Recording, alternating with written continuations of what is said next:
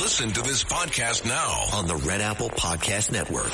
Why is the middle class shrinking? Why are people facing an affordability crisis while marginalized individuals called informals grow in numbers? Join me as I travel the world, speaking with people living in invisibility, the leaders working to solve it, and uncovering the hard truths shaping our economy and daily reality. Download all of Red Apple Media's podcasts right now through your favorite podcast platform. Excuse me! Taxi! This is the 77 WABC minicast. President Trump becomes the first president to sit in on oral arguments there at the U.S. Supreme Court. He was there today for the big arguments on birthright citizenship. And joining us now to talk about that is the great Gregg, Jarrett, Fox News legal analyst and big best-selling author. Gregg, fill us in. How do you think it went? Well, I don't think it went as well as President Trump would like. Solicitor General John Sauer, representing Trump, ably presented a credible argument backed by historical facts that the authors of the 14th Amendment never intended to grant universal citizenship to the children of parents who broke the law by coming here fraudulently or illegally and wholly without permission.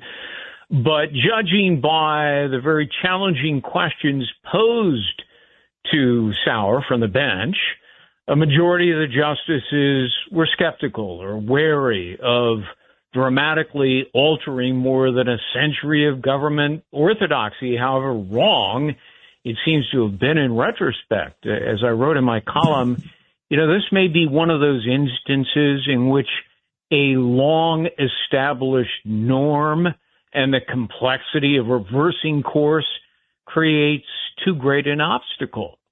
Even conservative justices appeared reluctant to uphold Trump's order. Justice Barrett, for example, wondered aloud how an endless array of cases would be adjudicated. Another justice raised the question of a humanitarian dilemma.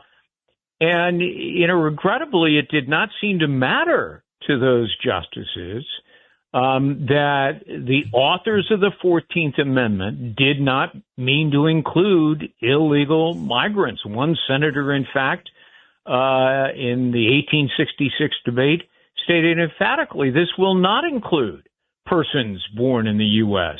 who are foreigners and aliens. I think it was just a bridge too far for a majority in this court. Very interesting. Judge Weinberg's here. I agree with your analysis, Gregg, entirely. My concern is this, that the interpretation that will allow these people to come just as drop-in visitors and drop children here and then make them citizens is that's a bridge too far. What that is, that's cultural suicide. And as Justice Robert Jackson pointed out, the United States Constitution is not a suicide pact, and we need to do something about it. Now, Alan Dershowitz says, well, if they rule against him on the executive order, you can cure this problem by legislation. What are your thoughts about that?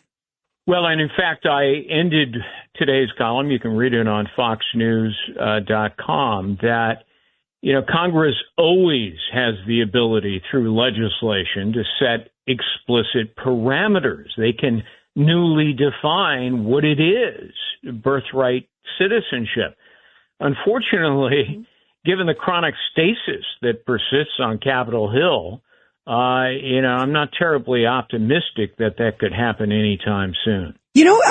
Gregg, and I didn't know this until today. I was telling the guys here that there are only 32 countries in the world, we're included, that have sort of unlimited birthright citizenship. And many of these countries that you would think are free from, come all, as we've been talking about Europe, a lot of them don't even allow it. They're much more stringent. 80% of the world plus has some limitations clear cut as to when. I thought it was much more than that. Yeah, that's what 32, about 32%. Where did you get that number from? It's from a couple different places, but I'm sure of it. It's 32. There was only like 3 or 4. Well, maybe 32. It could be subject to interpretation, but they're saying 32 are fairly open, like we are.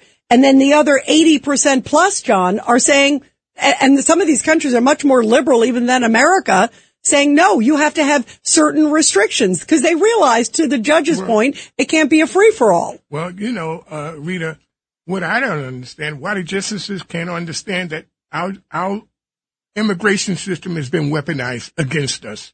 You don't think the Chinese is not manipulating our system? That Central America cartels are not manipulating our system? And I'll say to the justices, if you're afraid of precedents, because that's what I hear the judge made the argument, that they don't want to change long-standing precedents. Well, based on that, I would still be a slave. Wow. Yeah, wow, what a powerful statement. One of the powerful things that I think the Solicitor General pointed out is, and you mentioned this a moment ago, is it's big business for countries like China.